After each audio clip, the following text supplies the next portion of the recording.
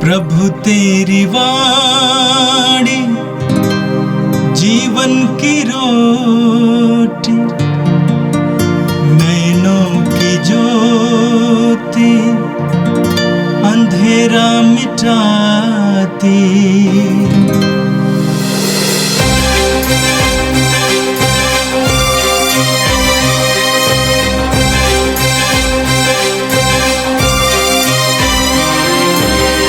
प्रभु तेरी वाणी जीवन की रोटी, नैनों की ज्योति अंधेरा मिटाती।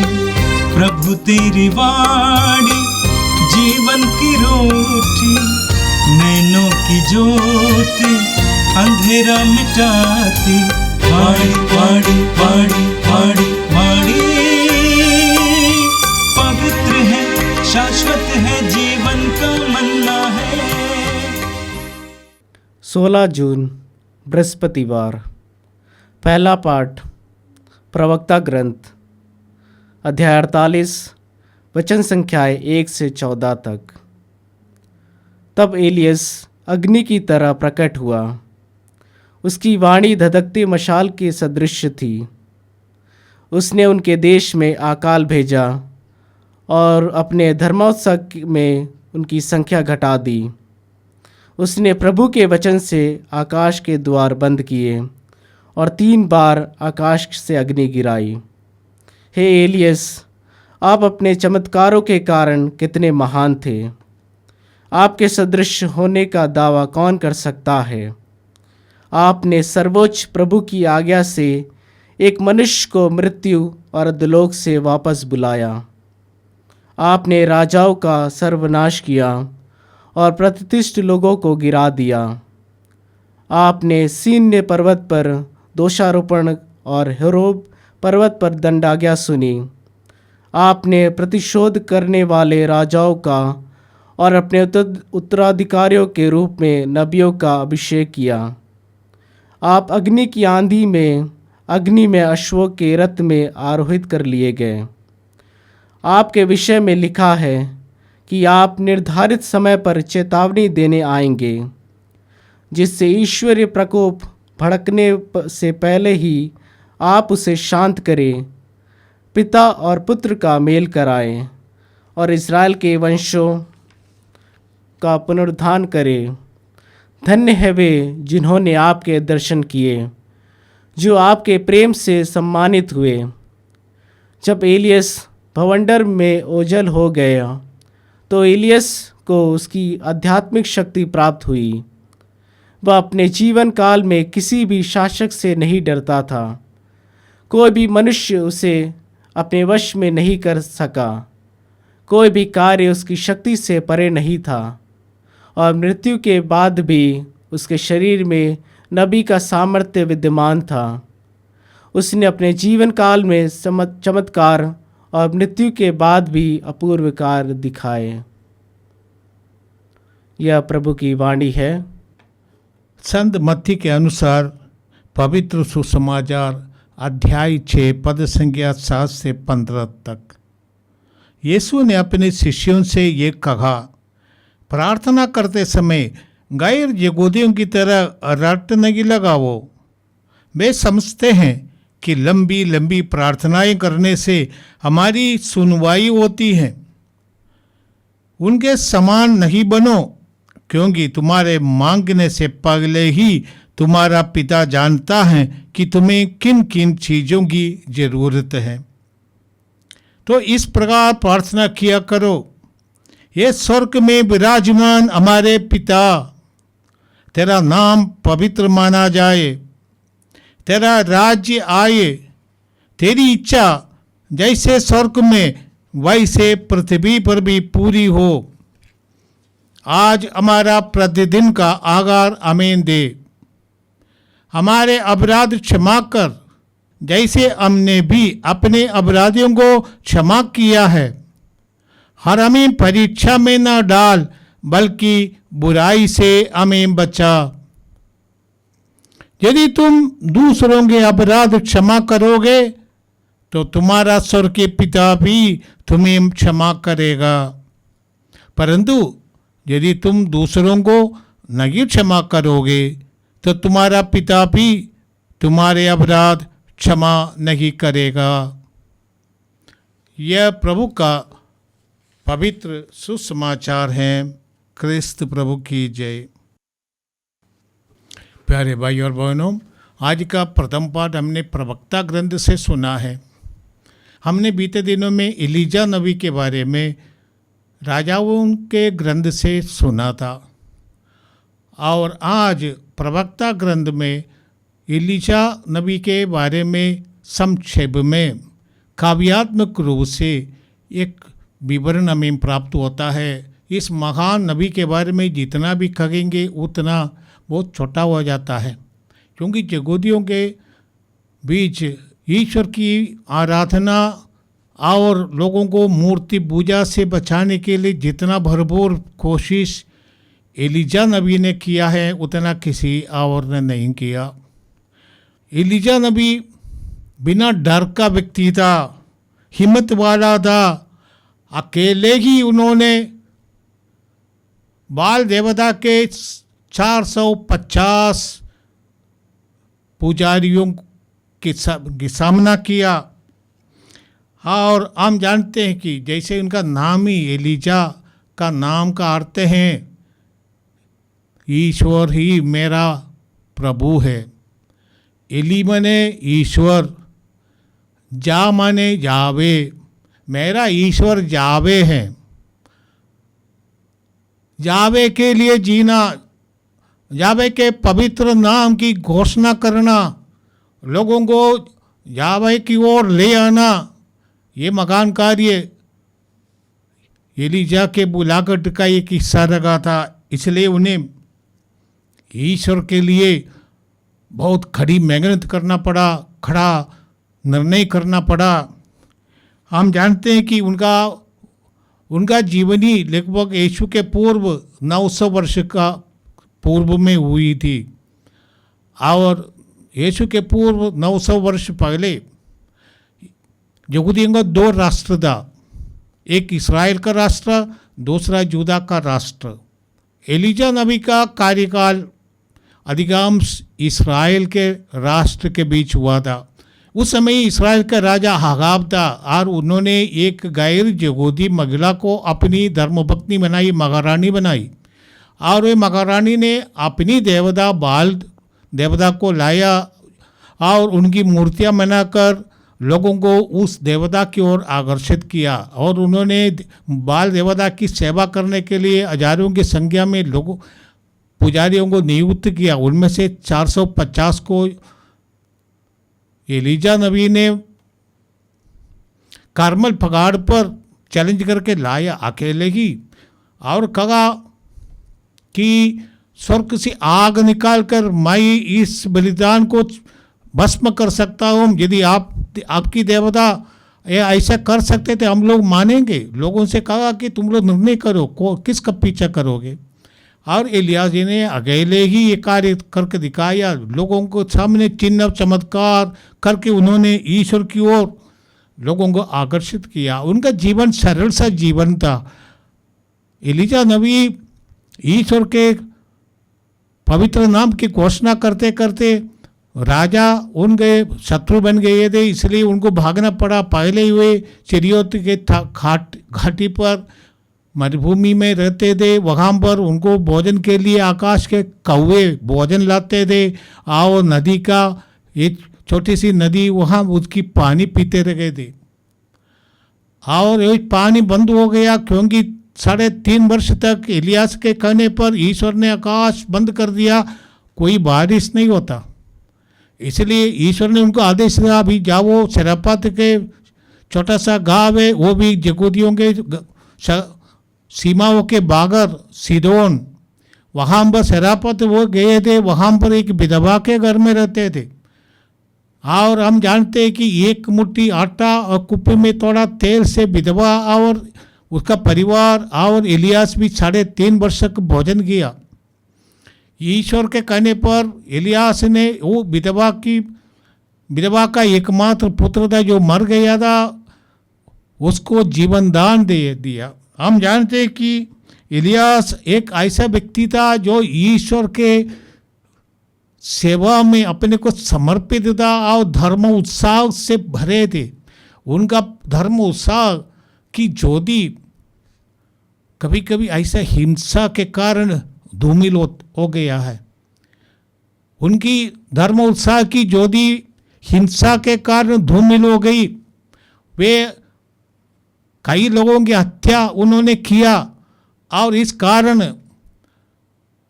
वो भाग गए थे, क्योंकि राजा उनको पकड़ना चाहता था, इसलिए भाग जाते हैं।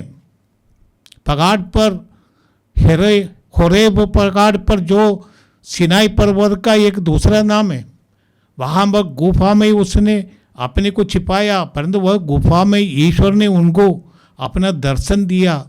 जैसे हम पढ़ते हैं राजाओं का ग्रंथ अध्याय 19 में, और ईश्वर ने उनको पुकार कर कहा निकल जाओ आओ और पर्वत पर प्रभु के सामने उपस्थित हो जाओ। तब प्रभु उनके सामने से होकर आगे बढ़ा। प्रभु के आगे आगे एक प्रचंड आंधी चली, पहाड़ फट गए और चट्टानें टूट गई, किंतु प्रभु आंधी में नहीं था। आंधी के बाद भूकंप आया, किंतु प्रभु भूकंप में भी नहीं था। भूकंप के बाद अग्नि दिखाई पड़ी, किंतु प्रभु अग्नि में नहीं था। अग्नि के बाद मंद समीर की सरसराहट सुनाई पड़ी और इलियास को इस मंद समीर की निशब्दता में ईश्वर की वाणी सुनाई पड़ा।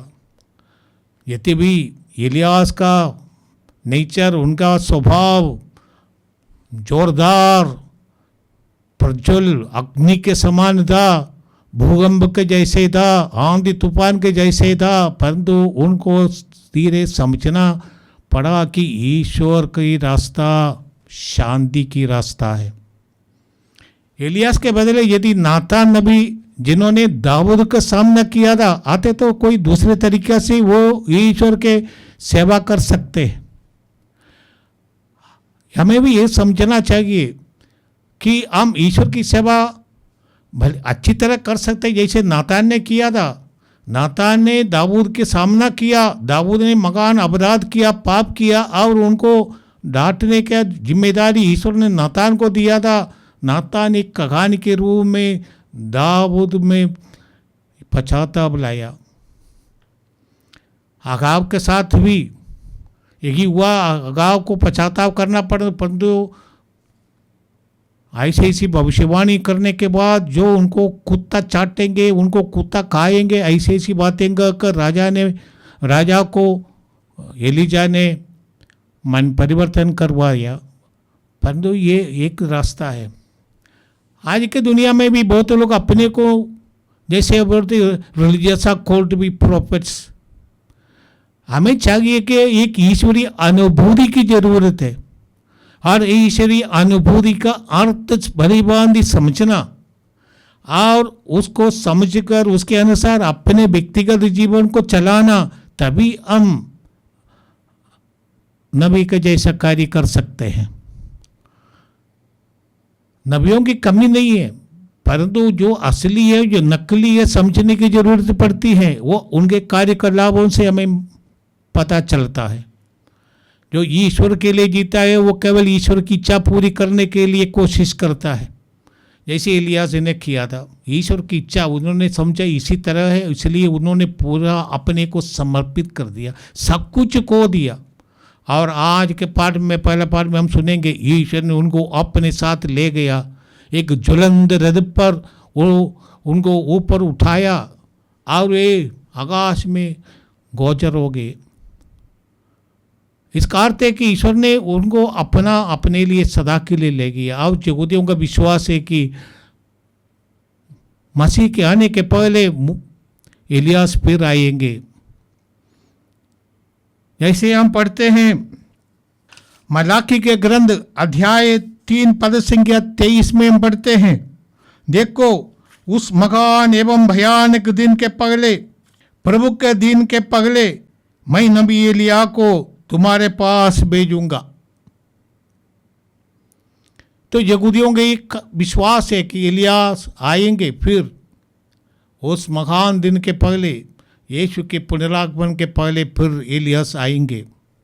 वो प्रभु के दिन, वो भयानक दिन, ये एलियास आएंगे कि हम उनको पहुंचानेंगे मालूम नहीं है। जितना हम उस दिन के लिए अपने को तैयार करेंगे, हम शायद पहुंचानेंगे।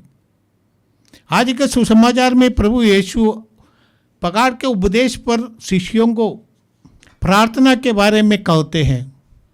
प्रभु ने कहा, जैसे गैर यहूदियों के ऐसा प्रार्थना मत करो। ये बड़े बड़े शब्दों का इस्तेमाल करते, तंत्र मंत्र का इस्तेमाल करते, सोचते कि तंत्र मंत्र के माध्यम से ईश्वर को हम अपने पकड़ में रख सकते हैं। प्रभु ने कहा, यदि तुम प्रार्थना करने के लिए जाते हैं, लंबी लंबी प्रार्थना करने की जरूरत नहीं है। मत्ती के सुसमाचार अध्याय 6 पद संख्या 6 में प्रभु कहते हैं, यदि तुम प्रार्थना करने के लिए जाते हो, सबसे पहले अपने कमरे में जाओ, आओ दरवाज़ा बंद करो, खिड़कियाँ बंद करो। इसका अर्थ है कि प्रार्थना करने के लिए हमें ईश्वर के सानिध्य में आना। और दरवाज़ा है हमारा इंद्रिय, हाँ ये इंद्रिय मन, और अरे एक इंद्रिय मन सोचते रहते, प्रार्थना करते वो हमारा मन कहाँ घूम रहेगा पूरा दुनिया। प्रभु कहते उसको प्रभु के ईश्वर के सानिध्य में लाओ। और ज़्यादा शब्दों का ये बच्चा और प्रार्थना नहीं होती, चिल्लाना प्रार्थना नहीं होती। प्रार्थना है ईश्वर के साथ हमारा संवाद, कम्युनिकेशन विद गॉड। उस शब्दों का इस्तेमाल करने की ज़रूरत नहीं है। जब हमारा हाथ, हमारा दिल, हमारा सोच ईश्वर पर लगे रहते हैं, यही प्रार्थना हो सकती है। प्रभु यीशु ने अपने शिष्यों को एक महान प्रार्थना सिखाया। जैसे हम कहते हैं प्रभु की प्रार्थना, द लॉर्ड्स प्रेयर, सच में लूकास के सुसमाचार में हमें यही प्रार्थना मिलती है, परंतु संदर्भ अलग है। यीशु को प्रार्थना करते हुए शिष्यों ने देखा था, और वे लोग देखते कि यीशु के प्रार्थना में कोई विशेषता है। हर एक यहूदी कम से कम 3 बार डेली प्रार्थना करते थे, और विश्राम के दिन 4 बार, और जो प्रायश्चित का दिन है लगभग सितंबर महीने में आता है, वो दिन साल में 1 बार 5 बार प्रार्थना करना अनिवार्य है। हर यहूदी प्रार्थना करते थे, यीशु भी प्रार्थना करते थे, परंतु शिष्यों ने देखा कि यीशु की प्रार्थना में कुछ विशेषता है। यीशु के हर शब्द में वो शक्ति है। वो यीशु के कहने पर समुद्र शांत हो जाता है, मुर्दे जिंदे हो जाते हैं। उन्होंने देखा कि उसमें कुछ ऐसी शक्ति है, इसलिए वो प्रभु से कहा, प्रभु हमें प्रार्थना करना सिखाइए। यीशु ने उन्हें प्रार्थना करना सिखाया। कहा, जैसे आज के पाठ में हम कहते हैं, जब तुम प्रार्थना करते हैं तब इस प्रकार प्रार्थना किया करो। आप प्रभु ने जो प्रार्थना में सिखाया है, जो हम ये हमारे पिता के प्रार्थना के रूप में हम लोग रोज रट करके उसको दोहराते रहते हैं, परंतु ये रट करके दोहराने की प्रार्थना नहीं, ये एक आदर्श प्रार्थना के रूप में प्रभु ने अपने शिष्यों को समझाया। ये जो तुम प्रार्थना करते इसके अनुसार करो। इसका अर्थ है कि जो व्यक्ति जिससे हम प्रार्थना करते हैं, जो हम ईश्वर मानते हैं, वो हमारा पिता है। यीशु ने हमें सिखाया कि ईश्वर हमारा पिता है, वो हमारा पिता। यीशु ने जो शब्द का इस्तेमाल किया है वो है अब्बा, हे मेरे प्रिय डैडी, हे मेरे पप्पा। ईश्वर हमारा पप्पा है, वो हमारे प्रेमी पिता है। हमें अनंत काल से, हमारे सृष्टि के पहले ही हमको जानने वाला और समय की पूर्णता में हमें सृष्टि करने वाला, और हमारे मरने के बाद भी हमें जानने वाला वही ईश्वर, वो हमारा पप्पा है, हमारा ईश्वर है, हमारा पिता है।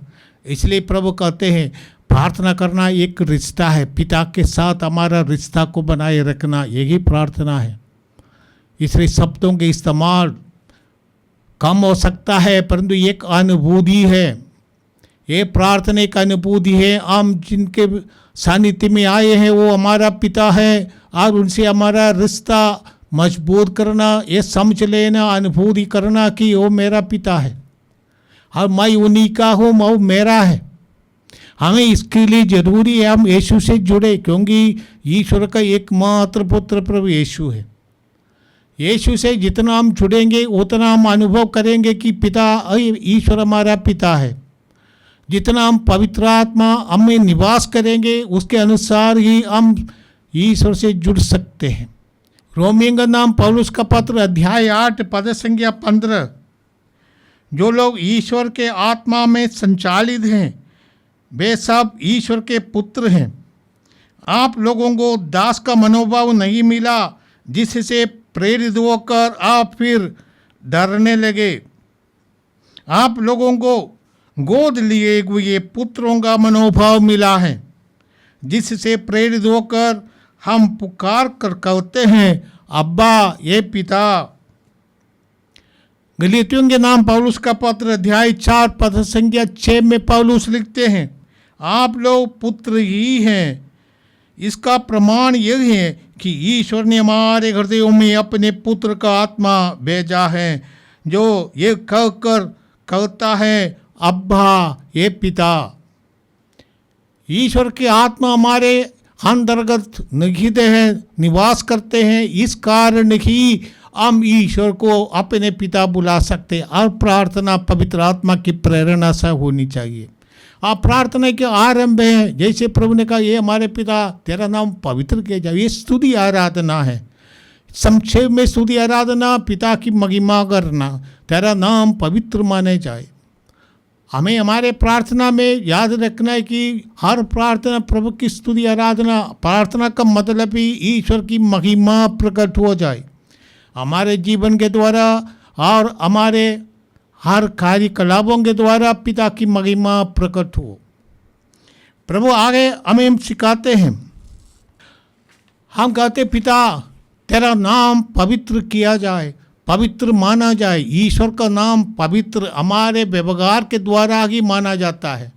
ईश्वर पवित्र है और हम कुछ उनकी पवित्रता को ना बढ़ा सकता न हटा सकता है क्योंकि वो पवित्रता है। परंतु हम अपने जीवनी के द्वारा हमारे पिता की पवित्रता की घोषणा कर सकते हैं, प्रकट कर सकते हैं। हम अपने व्यवहार के द्वारा और हम अपने आप को ज़्यादा प्रभु से जोड़ देने से पवित्र बन जाते। इसके द्वारा पिता की महिमा प्रकट हो जाती है। पिता की पवित्रता सब लोग मानने लगेंगे। ये हमारे ऊपर निहित है। शास्त्रकार कहते हैं 34 पद संख्या 2 में, मैं हर समय प्रभु को धन्य कहूँगा, मेरा खंड निरंतर उसकी स्तुति करेगा। हर वक्त प्रभु की महिमा प्रकट करना ये एक प्रकार की हमारी जिम्मेदारी होती है। और ये प्रार्थना में आगे हम कहते हैं, तेरा राज आवे, तेरी इच्छा जैसे स्वर्ग में वैसे पृथ्वी पर भी पूरी हो। ईश्वर का राज करते कि ईश्वर का शासन मेरे जीवन में आ जाए। मेरे प्रार्थना के एकमात्र उद्देश्य यही है, मतलब यही है कि मैं ईश्वर की इच्छा को खोजूं। ईश्वर की इच्छा पूरी करना ही प्रार्थना का मतलब है। जैसे यीशु गत्सेमनी में प्रार्थना किया, पिता से अनुरोध किया, पिता कोई दूसरी रास्ता है तो बताइए, ये क्रूस की रास्ता के अलावा कोई और तरीका है बताइए। पिता ने कहा और कोई तरीका नहीं है। इसलिए प्रभु ने कहा जो तेरी इच्छा मुझ में पूरी हो। और प्रभु ने हमें यह भी सिखाया है। माँ मरियम ने यही कहा था स्वर्गदूत से, तेरी इच्छा के अनुसार मुझ में हो जाए। प्रार्थना के ही मतलब है कि प्रभु तेरी इच्छा मेरे जीवन में प्रकट हो जाए। हमें ईश्वर की इच्छा को खोजना चाहिए हर चीज़ में। इसलिए आत्मा का अभिषेक की ज़रूरत है। हमारे लिए क्या उचित है, क्या करना है, क्यों करनीय है, इसके मतलब इसका असली अर्थ हमें आत्मा बताएगा। इसलिए आत्मा का अभिषेक की जरूरत पड़ती है। इस प्रार्थना में प्रभु यीशु हमसे कहा हमारा अनुदिन का आहार आज हमें दे। आहार करते हैं हमारे आवश्यकताओं की पूर्ति हो जाए। रोटी कपड़ा सबों को चाहिए, परंतु मनुष्य न केवल रोटी से जीता है, मनुष्य आत्मा भी है। आत्मा की आवश्यकताओं की भी पूर्ति होनी चाहिए। आध्यात्मिकता में बढ़ना, प्रभु यीशु ने कहा तुम्हारा स्वर्गीय पिता तुम्हारी ज़रूरतों को जानता है, परंतु यदि सबसे महान दान पवित्र आत्मा का मांगो, आत्मा का अभिषेक मांगो। हमें यही जरूरी है, हमें रोटी की जरूरत है, साथ साथ हमें आध्यात्मिक रूप से बढ़ने का आवश्यकता है। हाँ, इसलिए हम प्रार्थना करते हैं। हमें प्रार्थना करना चाहिए कि दूसरों के लिए भी मध्यस्थता करना एक विश्वासी की ड्यूटी है। मध्यस्थता का अर्थ है कि हम दूसरों की आवश्यकताओं के लिए प्रार्थना करते हैं। हमें हर दिन समाचार पत्रों में ऐसी ऐसी घटनाओं के बारे में सुनाई देती है जिसके लिए हमें प्रार्थना करना चाहिए। समाचार में अधिकांश ऐसे गगन प्रार्थना की जरूरत दिखाता है। बहुत लोग ऐसे हैं जो अपराध, आतंकवाद, युद्ध, लड़ाई, नस्लीय संघर्ष, आपदा इत्यादि के शिकार लोग, दुख सहने वाले लोग हमारे पड़ोस में या हमारे गांव में हमें ऐसे लोग बहुत मिलेंगे। पूरे दुनिया में उनकी संख्या बहुत है। रोज की रोटी के लिए रोने वाले लोग, अनुदिन की भोजन के लिए रोने वाले बच्चे, बेरोजगार, बेघर और पीड़ित लोग दुनिया में बहुत है। टीवी ऑन करने पर हमको बहुत समाचार मिलेगा, उनमें बहुत कुछ ऐसी चीज़ें जिनके लिए हमें प्रार्थना करना चाहिए। हमारा विश्वास ये दर्शाते हैं हम अकेले नहीं, क्योंकि हम प्रार्थना करें हमारे पिता, सारे इंसान, सारी दुनिया, सारे जीवजाल हमारे लिए भाई बहन है, जैसे संत फ्रांसिस ने कहा था। इसलिए हमें हर दूसरों के लिए प्रार्थना करनी चाहिए, उनकी ज़रूरतों को भी पिता के सामने रखना, ये की प्रार्थना के मतलब है। हर समस्या के लिए समाधान ईश्वर के पास है। इसलिए जितने भी लोग हमसे प्रार्थना मांगेंगे उन सबों को ईश्वर के सामने हम रखे, उनकी आवश्यकताओं की पूर्ति के लिए हमें प्रार्थना करना चाहिए। और इसके साथ साथ हम प्रार्थना करते, पिता हमारा अपराध क्षमा कर। प्रभु यीशु ने कहा जैसे तुम दूसरों के अपराध क्षमा करते वैसे ही तुम्हारे अपराध क्षमा किया जाएगा। ईश्वर ने जगोदियों का आदेश दो, अपने भाई को अपने समान प्यार करो, अपने पड़ोसी को अपने समान प्यार करो। परंतु यीशु ने हमें आगे बढ़ाया और कहा एक दूसरे को ऐसा प्यार करो जैसे मैंने तुम्हें प्यार किया है। ईश्वर का प्यार हमें यीशु से मिला है और ईश्वर का प्यार यीशु ने हमें दर्शाया हमारे लिए क्रूस पर मरकर।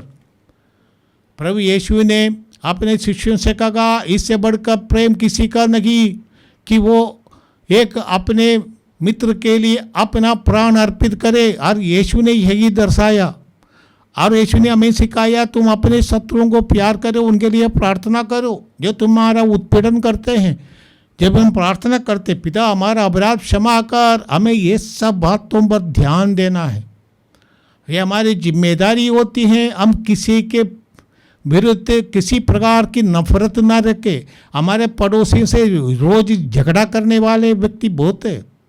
गांव में मिलेगा, शहरों में मिलेगा, पड़ोसियों से लड़ने वाले, छोटी छोटी बातों को जलकर तनाव फैलाने वाले लोग। अब प्रभु की बात हमें याद रखना चाहिए, हमारा कोई भी कार्यक्रम आगे नहीं बढ़ेगा जब तक हम ईश्वर के सामने निर्दोष बने और दूसरों के खिलाफ किसी प्रकार की नफरत की बात ना रखे। और आगे प्रभु हमें कहते हैं कि हमें परीक्षा में ना डाल। ईश्वर हमें परीक्षा में नहीं डालता है परंतु हमें शक्ति देता है परीक्षाओं का सामना करने के लिए, क्योंकि शैतान का अधिकार है कि हमें परीक्षा में डालना, ये देखने की हम कितना मजबूत है। और परंतु जैसे जो अय्यूब के साथ हुआ था, ईश्वर ने उनको परमिशन दिया अय्यूब की परीक्षा करने के लिए। शैतान का ये अधिकार है कि हमारी परीक्षा ले, हमें जांच दे कि हम असली में ईश्वर का है नहीं। हमारे जीवन में कई प्रकार की प्रलोभन आ सकते हैं, परीक्षाएं आ सकती है, इसमें हमें तैयार रहना है। आइए हम प्रभु को धन्यवाद है आज के दिन के लिए। हे पिता हम तुझे धन्यवाद देते नबियों के लिए, विशेष के इलियास नबी, एलीजा नबी, जिन्होंने ईश्वर के एकमात्र ईश्वर की आराधना करने के लिए जगोदियों को प्रेरणा दिया और उन्होंने जोरदार प्रयत्न किया। आज के दुनिया में प्रभु ऐसे कई देवता हमारे सामने थे, पैसा, संपत्ति, गद्दी, सत्ता, व्यापार, हर चीज आकर्ष देवदास के रूप में लोगों के सामने आ रहते हैं, लोगों को आकर्षित करते हैं उनकी पूजा करने के लिए। प्रभु हमें एकमात्र ईश्वर की खोज करने, आध्यात्मिक बातों पर ध्यान देने की कृपा दे। जैसे प्रभु यीशु ने हमें सिखाया है, प्रभु हमें प्रार्थना में बढ़ना है। पिता के साथ हमें हमारा रिश्ता जितना हम बढ़ते हैं उतना हम अपने भाई बहनों के साथ भी रिश्ता बनाते हैं, क्योंकि हम ईश्वर को ये पिता बुलाकर बोलते हैं कि मेरा पिता नहीं सबों का पिता, इसलिए कहते ये हमारे पिता। यदि हम ईश्वर को हमारा पिता कहते हैं तो हमें ये याद रखना है कि हर एक इंसान जो ईश्वर को अपने पिता मानते वो भी मेरा भाई और बहन है। हर एक इंसान मेरा भाई और बहन है। मैं अकेला ये संसार में नहीं, no man is an island.